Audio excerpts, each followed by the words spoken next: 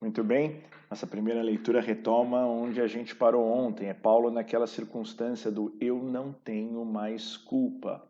Lembra, aquilo é dramático, é sério e vale pra gente. Qual é o limite? Até onde a gente pode ir? E pior, quando a gente pode se dar por satisfeito, parar de se preocupar com a conversão de alguém. Aqui, na continuação da leitura, a gente vê uma outra circunstância. Deus aparece para Paulo numa evidente ação do Espírito Santo e olha o que Deus fala. Não tenhas medo, continua a falar e não te cales, porque eu estou contigo. Ninguém te porá a mão para fazer mal. Nesta cidade é um povo numeroso que me pertence. Duas coisas para a gente tratar aqui. Esse tipo de frase que Deus disse a Paulo por meio do Espírito Santo é o tipo de frase que as pessoas, que nós, né, cristãos, às vezes igreja, pensa ter sempre. Poxa, mas por que será que Deus falou para Paulo continuar, para Paulo fazer? Né? Não está implícito que ele tem que continuar, que ele tem que fazer? Será que precisava vir Deus e falar que ele tinha que fazer? E não é assim que funciona. É típica discussão, Marta e Maria. Todo mundo olha para Marta e fala, mas é claro que ela tem que fazer isso, é evidente que ela tem que fazer isso. Não, não tem. O que se tem que fazer é o que Maria fez, aguardou Jesus dizer o que tem que ser feito. Então, mesmo certas coisas óbvias, olha para Paulo. Paulo fica e tem sucesso na missão porque Deus disse para ficar e ter sucesso na missão.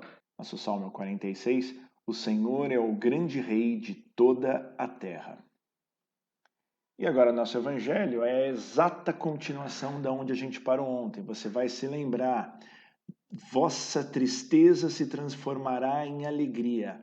Atenção, pessoal, esse é o máximo da tristeza.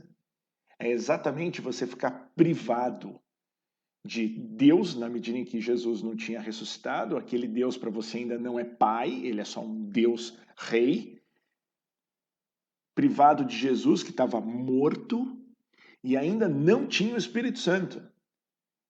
Não pode ter, a gente tem que ter esse convencimento, isso é o máximo da tristeza. E olha, pessoal, isso é uma tristeza concreta, isso é uma tristeza real para qualquer não convertido. Quando você vê um não convertido, saiba que ele está ele não se dá conta, mas ele está exatamente nesse lamaçal. Sem um Deus que para ele é Pai, sem Jesus e sem o Espírito Santo. E aí vem Jesus e fala, essa tristeza vai se transformar em alegria. E aí é o máximo da alegria, porque é um Deus que finalmente é Pai, na medida em que o véu se rasgou, a gente tem acesso a esse Deus, nos tornamos filhos, ainda que adotivos, filhos desse Deus, Jesus ressuscitado e com o Espírito Santo. O ponto relevante é saber que, de um lado, tem o máximo da tristeza e, de outro lado, o máximo da alegria. Tristeza e alegria, sem ter o adjetivo máximo na frente, todo mundo mais ou menos, os convertidos, reconhece. Agora, reconhecer que a máxima tristeza e a máxima alegria, isso já é uma dificuldade. E na medida em que a gente vai se transformando, isso tem que ficar cada vez mais claro. A gente, enfim, ainda se deixa contaminar por outras alegrias, por outras coisas que nos deixam felizes, mas isso é felicidade do mundo. Mas agora um ponto importante. Olha só, esse evangelho de hoje, ele vai até o versículo 23a. Ele é a continuação do de ontem, mas ele ainda tem uma terceira parte, que começa no 23b e que vem amanhã. Porque amanhã a gente não vai ter o nosso diário, amanhã a gente vai ter o nosso encontro de perguntas e respostas, e aí, excepcionalmente, não circula o diário. E dois, porque conhecer essa continuação relevante para a gente entender direito esse evangelho, vamos dar um corte e abrir do versículo 20 ao 28. Pronto. Abri aqui na Bíblia Ave Maria e já está destacado o trecho relevante. Então, só para não ter dúvida, está aqui a passagem. Você vai estar triste, mas a vossa tristeza há de se transformar em alegria. Então, vamos continuar a partir daqui. Primeiro, Jesus dá um exemplo, uma ilustração.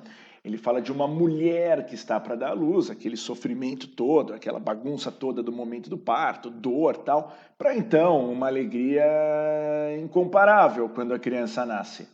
Isso, pessoal, ele está fazendo uma evidente alusão à morte dele. Era necessário que ele morresse. Parece brincadeira, mas se você parar para pensar, e para pensar honestamente, não assim na inércia, não, honestamente, e responda para você mesmo essa pergunta: por que Jesus tinha que morrer?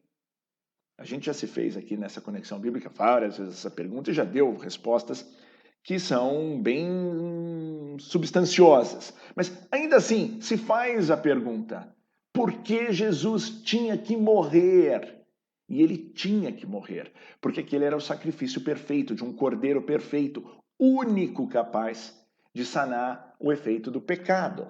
Agora, ele deixa claro, é necessário que esse sofrimento, como na mulher dando à luz, ocorra, para que então venha a alegria. Aí Jesus fala uma coisa estranha: naquele dia não me perguntareis mais coisa alguma. De que dia será que ele está falando?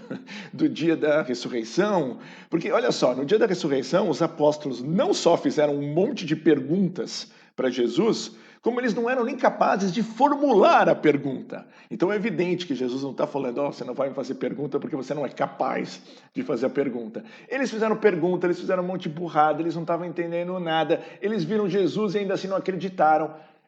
Isso tudo é sinal de que Jesus não está falando que aquele dia é rigorosamente o dia da ressurreição. Esse é o dia, isso sim, em que eles teriam tido o conjunto da ressurreição, a glorificação de Jesus, a ascensão e o Espírito Santo. Aí, pessoal, com o Espírito Santo, quem dá as instruções, quem dá as revelações é o próprio Espírito. E aí, um ponto para a gente concluir, sem dar resposta, só para te instigar a olhar isso com atenção e se fazer perguntas. Jesus fala duas vezes uma coisa aqui: até agora não pedistes nada em meu nome. Então ele menciona, eu vou tirar aqui, ele menciona um tipo de oração em nome de Jesus. Aí ele fala isso aqui, e depois ele fala isso aqui mais para baixo. Rogarei ao Pai, lá, pedireis em meu nome. É um tipo de oração em nome de Jesus. Essa expressão, em nome de Jesus, você ouve todo mundo falar, até ateu fala: oh, em nome de Jesus, para com isso, santo Deus, né? Esse tipo de interjeição que não tem nada a ver com uma fé, tem mais a ver com uma figura de linguagem. Agora, Jesus ele fala num tipo de oração em nome dele. E é um tipo de oração que, quando feita corretamente em nome dele, você vai pedir e receber o que você tiver pedido. Já falamos disso, o que é o pedir ou receber, mas fica se perguntando, o que é esse pedido, essa oração em nome de Jesus? Esse é um assunto que a gente vai tratar em breve nos nossos grupos de segunda-feira.